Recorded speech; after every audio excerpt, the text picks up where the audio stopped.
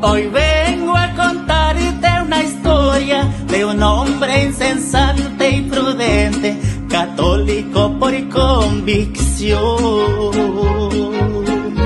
Un hombre selmeirarana, un apologista de Dios. Solo tenía un año y medio cuando a Dios fue consagrado. Hola familia y amigos, bendiciones en el nombre poderoso de Jesús. Mi nombre es Elmer Arana, soy apologeta católico y soy miembro del movimiento San Juan 23. En esta oportunidad vamos a reaccionar a un video de un pastor protestante de nombre Bouillon, que asegura que no hay vida después de la muerte. Él asegura que una vez muertos, la vida se terminó. O sea, no hay esperanza para el cristiano. Y esto, pues, como ustedes saben, es doctrina de tanto de los testigos de Jehová como de los adventistas del séptimo día. Así que escuchemos lo que el pastor dice y luego, pues, yo voy a tener una reacción a este video de lo que él enseña. Pues una herejía que va en contra de las enseñanzas bíblicas, ¿verdad? Así que nosotros podemos encontrar por allá en Mateo 22:32 que Jesucristo le dice: yo soy el Dios de Abraham, el Dios de Isaac y el Dios de Jacob. Dios no es un Dios de muertos, sino de vivos. Pero escuchemos lo que nos dice este pastor. ¿Qué pasa cuando el hombre muere? Eclesiastés capítulo 12, versículo 7 dice: y el polvo vuelve a la tierra como era, y el espíritu vuelve a Dios que lo dio. O sea, cuando el hombre muere, sucede todo lo contrario de lo que sucedió cuando el hombre fue creado. Cuando el hombre fue creado, Dios hizo, y el hombre vivió. Cuando el hombre muere, Dios hace el soplo, dice aquí, el soplo vuelve a Dios que lo dio. Y el cuerpo, pues el cuerpo lo llevamos al cementerio, 5 años después carne podrida, seca, 50, 100 años después polvo. Abre un cajón después de 200 años, es polvo. Se cumple lo que la Biblia dice. El cuerpo vuelve al polvo de donde fue tomado. Y el soplo vuelve a Dios que lo dio. Ese hecho de que cuando el hombre muere, no muere, sigue viviendo, eso lo inventó el diablo, es una de las mentiras del diablo. Porque mira aquí, en el capítulo 3 de Génesis, viene el diablo a Eva y la tienta para que coma del fruto del árbol que está en medio del huerto. Entonces la mujer dice: no, Dios ha dicho que de ese árbol no voy a comer. Versículo 3 dice: pero del fruto del árbol que está en medio del huerto, dijo Dios, no comeréis de él, ni le tocaréis, para que no muráis. Entonces la serpiente dijo a la mujer: no moriréis. La primera vez que surgió la idea de que cuando el hombre muere, no muere, fue diabólica, y está aquí en la creación. Porque la Biblia es categórica al decir que cuando el hombre muere, muere. Porque mira lo que dice aquí en Eclesiastés capítulo 9, versículo 5. Porque los que viven saben que han de morir, pero los muertos nada saben, ni tienen más paga, porque su memoria es puesta en olvido. También su amor y su odio y su envidia fenecieron ya, y nunca más tendrán parte en todo lo que se hace bajo el sol. Es decir, cuando el hombre muere. Bueno, ustedes ya escucharon las herejías de este pastor protestante que asegura que no hay vida después de la muerte. Ellos también niegan la existencia del infierno, y esto pues es preocupante porque puede ser algo a la exhortación a seguir pecando. Igual no hay vida después de la muerte. Así que esta es una gran herejía. Entonces, los protestantes, tanto los testigos de Jehová como los adventistas del séptimo día, como ustedes ya vieron a este pastor, enseñan que los muertos están dormidos y que solo el regreso de Jesús será la resurrección de todos. Por lo tanto, para ellos no hay nadie en el cielo, ni siquiera solo su alma, como enseña la Iglesia Católica, así que no creen en la intercesión de los santos. Lo cierto es que desde el comienzo los primeros cristianos creyeron en la inmortalidad del alma y que cada persona es juzgada por Dios inmediatamente después de la muerte, consiguiendo ahí su destino eterno, y esto es pues muy claro en las Escrituras, ¿verdad? La carta a los Hebreos dice claramente, y del mismo modo que está establecido que los hombres mueran una sola vez y luego el juicio. Esto está en Hebreos capítulo 9, versículo 27. Después de la muerte viene el juicio particular, que es algo independiente del juicio universal, que nos habla Mateo 24. Esto fue definido como dogma de fe por el Papa Benedicto XII en su Constitución Benedictus Deus en el año 1336 y que fue ratificado en el Concilio de Florencia en Italia en el año 1439.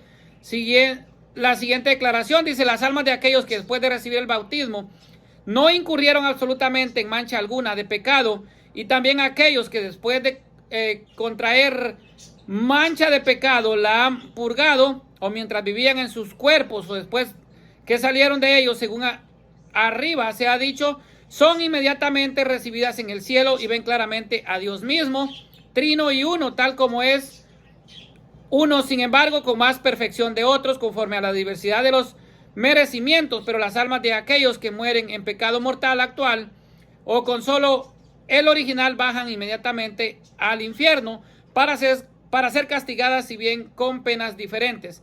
Esto usted lo encuentra en el Dessinger 693, en el Dessinger. El Concilio Vaticano II, la Constitución Dogmática Lumen Gentium, confirmó esta doctrina. Hasta que el Señor venga revestido de majestad y acompañado de sus ángeles, Mateo 25, 31, Mateo 25, que es lo que nos habla del juicio final, y destruida la muerte, le sean sometidas todas las cosas, 1 Corintios 15, 26, 27. De sus discípulos, unos peregrinan en la tierra, otros ya difuntos se purifican, otros finalmente gozan de la gloria, contemplando claramente a Dios mismo, uno y trino tal como es. Mas todos en forma y grado diverso vivimos unidos en una misma caridad para con Dios y para con el prójimo. Cantamos idéntico himno de gloria a nuestro Dios, pues todos los que son de Cristo, por poseer su espíritu, constituyen una misma iglesia y mutuamente se unen en él. Efesios 4:16. La unión de los aviadores con los hermanos que se durmieron en la paz de Cristo de ninguna manera se interrumpe. Antes bien, según la constante fe de la iglesia, se robustece con la comunicación de bienes espirituales. Por lo mismo que los bienaventurados están más íntimamente unidos a Cristo, consolidan más eficazmente a toda la iglesia en la santidad, ennoblecen el culto que ella ofrece a Dios aquí en la tierra y contribuyen de múltiple manera a su más dilatada edificación. 1 Corintios 12, 27. Porque ellos, habiendo llegado a la patria y estando en presencia del Señor, 2 Corintios 5, 8, no cesan de interceder por él, con él y en él, en favor nuestro ante el Padre, ofreciéndole los méritos que en la tierra consiguieron por el mediador único entre Dios y los hombres, que es Cristo Jesús. 1 Timoteo capítulo 2, versículo 5. Como fruto de haber servido al Señor en todas las cosas y de haber completado en su carrera lo que falta a los padecimientos de Cristo en favor de su cuerpo, que es la iglesia. Colosenses capítulo 1, versículo 24. Su fraterna solicitud contribuye pues mucho a remediar nuestra debilidad. La Lumen Gentium en el capítulo 49. En Mateo 10, 28 nos dice, Jesús dice: y no temáis a los que matan el cuerpo, pero no pueden matar el alma. Temed más bien a aquel que puede llevar a la perdición el alma y el cuerpo en la gehenna. Aquí Jesucristo está manifestando, está confirmando la existencia del del infierno, que es lo que niegan pues los protestantes. La palabra griega que usa aquí es psiche, significa alma. A continuación el texto establece la supervivencia del alma después de la destrucción del cuerpo de la persona. En Lucas 16, 9:51, la parábola del rico y del pobre Lázaro, y Jesús presenta la supervivencia consciente tanto de los justos y de los injustos, el hombre rico después de la muerte va a un lugar de tormento, o sea pues al infierno, y al pobre por un lugar de disfrute. Todo esto mientras la vida continúa en la tierra, es decir, antes del regreso de Jesús, el rico tenía 5 hermanos que también podrían condenarse. El texto muestra que el alma de los difuntos sobrevive después de la muerte y que recibe el premio o castigo antes del juicio universal. O sea, pues, aquí nos confirma que en el juicio particular ya se decide, pues, nuestro futuro. Así que no se puede decir que esta parábola es solo meramente ornamental, un adorno, por así decirlo. Por el contrario, trae una enseñanza religiosa y doctrinal fundamental. Vemos en Apocalipsis 6, 9 y 11 que las almas de los justos martirizados aspiran en la presencia de Dios, el pleno restablecimiento del orden y la justicia violada por el pecado, y así esperan algo que no ha sucedido todavía y que solo va a suceder en la parusía, o sea pues en el juicio final, a pesar de que ya están recubiertos de vestiduras blancas, que es un símbolo de victoria final, y la felicidad continúan siguiendo nuestra historia, aguardando con expectativas y juicio del Señor. También en Apocalipsis capítulo 5 versículo 8 y en Apocalipsis capítulo 8 versículo 5 vemos a los 4 sobrevivientes que muchos interpretan como los 4 evangelistas, a los 24 patriarcas, o sea 12 patriarcas y los 12 apóstoles que están ante el Cordero y están pues intercediendo, están presentando las oraciones de los santos. Estas almas están vivas, no están muertas, están vivas ante la presencia del Cordero.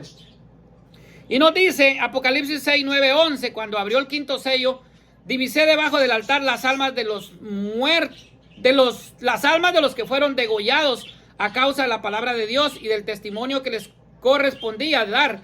Se pusieron a gritar con voz muy fuerte: santo y santo, justo Señor, ¿hasta cuándo vas a esperar a hacer justicia y tomar venganza por nuestra sangre a los habitantes de la tierra? Entonces se les dio a cada uno un vestido blanco y se les dijo que esperaran todavía un poco hasta que se completara el número de sus hermanos y compañeros de servicio que iban a ser muertos con ellos. Apocalipsis capítulo 6 versículos 9 y 11. Y bueno, mis hermanos, también tenemos otros versículos. Por ejemplo, en Mateo 10, 28, que ya citamos, dice: y no temáis a los que matan el cuerpo, pero no pueden matar el alma. Aquí nos está diciendo que el alma no muere, que el alma es eterna. Eclesiastés 12, 7 dice: entonces volverá el polvo a la tierra como lo que era, y el espíritu volverá a Dios que lo dio. Primera de Corintios capítulo 15, versículo 54. Pero cuando es esto corruptible, o sea, el cuerpo corruptible, se haya vestido de incorrupción, y esto mortal se haya vestido de inmortalidad, o sea que el alma no muere, es eterna. Dice: entonces se cumplirá la palabra que está escrita: devorada ha sido la muerte en victoria. Lucas capítulo 12, versículo 20. Pero Dios dijo: necio, esta misma noche te reclaman el alma, y ahora ¿para quién será lo que has provisto? Apocalipsis 24, también vi tronos y se sentaron sobre ellos y se les concedió autoridad para juzgar, y vi las almas de los que habían sido decapitados por causa del testimonio de Jesús, estaban vivos, y de la palabra de Dios, y a los que habían adorado a la bestia, ni a su imagen, ni habían recibido la marca sobre su frente, ni sobre sus manos, y volvieron a la vida y reinaron con Cristo por 1000 años. Romanos capítulo 6 versículo 23. Porque la paga del pecado es muerte, pero la dádiva de Dios es vida eterna en Cristo Jesús nuestro. Así que estos hermanos realmente lo que buscan es hacer creer a la gente que no hay que no hay infierno. O sea pues, y esto es una herejía que es condenada por la iglesia. Así que ellos dicen que no hay castigo después de la muerte, pues con la muerte se termina todo, y eso lo dice pues la misma Ellen White en su libro El conflicto de los siglos, en el que niega la existencia del infierno. Así que ya vemos pues de que también vemos la transfiguración de Jesús, que aparece con Elías y con Moisés. Moisés estaba muerto, porque aparece vivo en la transfiguración allá en el monte Tabor. Léame los evangelios, usted puede leer Mateo capítulo 17, versículos del 1 al 8. Ahí está la transfiguración de Jesús. También lo dice Marcos, capítulo 9, versículos del 2 al 8. También lo tiene San Lucas en el capítulo 9, versículos del 28 al 36. Entonces Jesucristo aparece con Elías y Moisés, que ya estaba muerto. Así que Jesucristo dice en Mateo 22, 32, yo soy el Dios de Abraham, el Dios de Isaac y el Dios de Jacob. Yo no soy un Dios de muertos, sino un Dios de vivos, dice el Señor. Para que vean cómo mienten estos pastores protestantes. Bendiciones, mis hermanos, que la paz del Señor quede con ustedes. Me despido en el nombre del Padre, el Hijo y el Espíritu Santo. Amén.